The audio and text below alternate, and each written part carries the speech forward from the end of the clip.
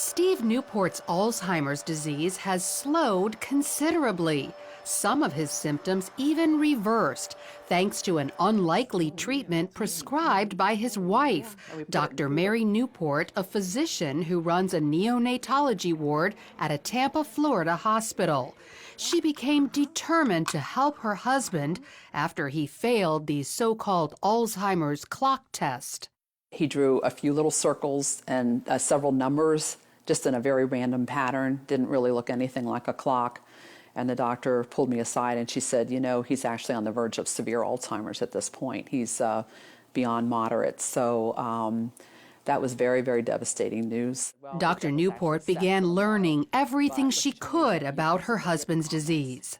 It appears to be a type of diabetes of the brain, and it's a process that starts happening at least 10 or 20 years before you start having symptoms. And it's very similar to type 1 or type 2 diabetes in that you develop a problem with insulin.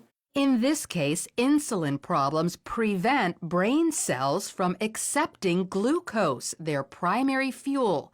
Without it, the cells eventually die. But there is an alternative fuel, ketones, which the cells easily accept. Ketones are metabolized in the liver after you eat medium-chain triglycerides, which are found in coconut oil. So Dr. Newport added coconut oil to Steve's diet. Just 2 weeks later, he took the clock test again and, as you can see, demonstrated stunning improvement. I thought at the time, was it just good luck? Was it a lot of prayer? Was it the coconut oil?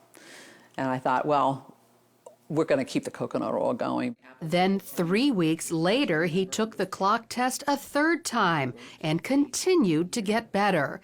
And it wasn't just intellectually, he also improved emotionally and physically. He was not able to run. He was able to run again. He couldn't read for about 1.5 years. But after somewhere around 2 or 3 months, he was able to read. Instead of being very sluggish, not talking very much in the morning, he would come out, you know, with energy and talkative and joking, and he could find his water and his utensils. Dr. Newport documented Steve's success in a book called Alzheimer's Disease, What If There Was a Cure? She received this stack of thank you letters from other people whose loved one's Alzheimer's was helped after they followed Steve's diet. And while coconut oil is encouraging, there's actually something much more powerful. A team of biochemists led by Professor Kieran Clark at England's Oxford University have developed a ketone ester that packs a punch 10 times greater than coconut oil. It reaches quite considerably higher levels, and you can get whatever levels you want depending on how much you drink. The problem is they need millions of dollars to mass produce it. Very expensive, and so we can't make very much of it ourselves. And what we would like is funding so that we could actually scale up and make it. But of course, there's no real profit in manufacturing stuff like that. So until a high-potency ketone ester is available to the general public, coconut oil is still a good ketone source. Just make sure it's pure, non-hydrogenated. Avoid any hydrogenated oil, which is the same thing as dangerous trans fat. Many people avoid coconut oil because they think it's bad for them, but it's actually very healthy. Dr. Beverly Teeter is a researcher at the University of Maryland who specializes in dietary fats. She says years ago, coconut oil was criticized for raising cholesterol, but scientists have since learned there are 2 kinds of cholesterol, LDL, the bad kind, and HDL, which is very good for you and is the kind coconut oil raises. So they put out the message that it increased serum cholesterol, but the truth of the matter was it was helping the profile of the serum cholesterol.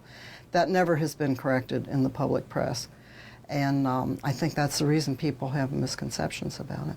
So not only does coconut oil improve your cholesterol levels, Dr. Teeter says the way it helps the brains of some Alzheimer's patients can be extended to people with Parkinson's disease, ALS, epilepsy, dementia, even schizophrenia and autism. And one more thing, coconut oil is a natural antibiotic that also helps kill viruses like HIV and herpes viruses. But the coconut oil tends to keep the bacteria down so that if you're assaulted with the virus, your immune system can concentrate on the virus. It doesn't have to concentrate on 27 other bacteria that you may have been exposed to that day. So consider coconut oil to improve your overall health and perhaps even go so far as to stave off life-threatening diseases. Oh, yeah, that's good. Lori Johnson, CBN News. Food a lot, too.